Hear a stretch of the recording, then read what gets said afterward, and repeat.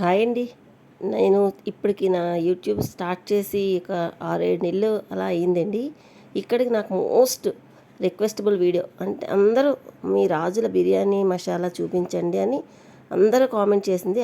ఎక్కువగా వచ్చిన కామెంట్స్ అయితే అదేనండి. రాజుల మసాలా బిర్యానీ ఎలా చేస్తారు, పులావ్ మసాలా చూపించండి అన్నారు.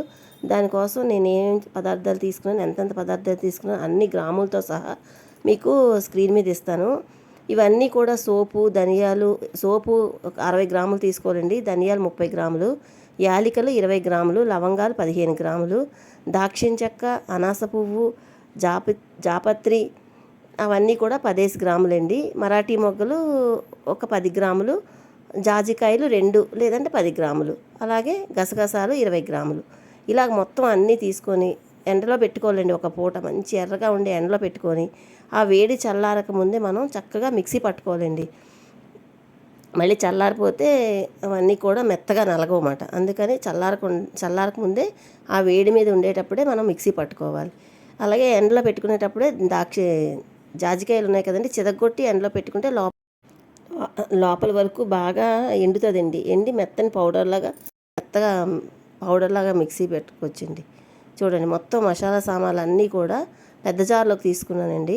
చిన్న జార్లోనైనా కొంచెం అయితే చిన్న జార్లో చేసుకోవచ్చు. నేను చెప్పిన కొలతల ప్రకారం మీరు బిర్యానీ మసాలా తయారు చేసుకున్నాను అనుకోండి, పులావ్ మసాలా ఇదైతే పక్కా మా రాజు స్టైల్ పులావ్ మసాలా అండి. దీంట్లో మేము ఎక్కడ జీలకర్ర వాడమండి.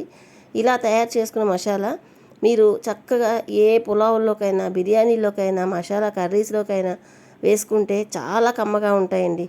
ఇంకా ఇది తయారు చేసుకొని స్టోర్ చేసుకుంటే నాకైతే ఇది 15-20 రోజులు వస్తుందండి. మనం వాడే మసాలా స్పైసెస్ని బట్టి మనకి ఎంత వస్తుందన్నది తెలుస్తుంది. మీరు చక్కగా ఇలా తయారు చేసుకొని స్టోర్ చేసుకోండి. చక్కగా ఇంకా బయట అసలు ఏ మసాలాలు కొనక్కర్లేదండి. మనకి ఖర్చు కూడా చాలా తక్కువ పడుతుందండి. స్పైసీ కూడా చాలా బాగుంటుంది, మంచి పరిమళం వస్తుందండి. మసాలా కూడా మనం ఇంట్లో మిక్సీ ఆడుకుంటే పక్కింటి వాళ్ళు, పొరుగింటి వాళ్ళు కూడా అడుగుతారండి, ఏం చేస్తున్నారండి అని నన్ను ఎప్పుడు అడుగుతారు. పులావ్ వాసన వస్తుంది, పులావ్ మంచి వాసన వస్తుందండి, మీ గరం మసాలా చెప్పండి అని చాలామంది అడిగారు. సో ఈరోజు అయితే గరం మసాలా అయితే ఇదేనండి. గరం మసాలా కాదండి, బిర్యానీ మసాలా, పులావ్ మసాలా ఏదైనా ఇది పులావ్ మసాలా అండి. నేను రెగ్యులర్గా తయారు చేసుకునేది. అలాగా ఏదో ఒక 8 డబ్బాలోకి స్టోర్ చేసుకొని ఉంచుకుంటే అయిపోయిన తర్వాత మళ్ళీ చేసుకోవచ్చు. ఒకేసారి ఎక్కువ గుండ చేసామనుకోండి, మనం మళ్ళీ స్మెల్ తగ్గిపోద్ది కొన్ని రోజులు అయిపోయిన తర్వాత. అందుకే నేను ఎప్పుడు 15-20 రోజులకి సరిపడగా చేసుకుంటానండి. మళ్ళీ ఇది అయిపోతే మళ్ళీ ఎండబెట్టుకొని సామాన్లు చేసుకుంటాను. దీన్ని జల్లెడ పెట్టక్కర్లేదా అనుకోవచ్చు. జల్లెడ అవసరం లేదండి.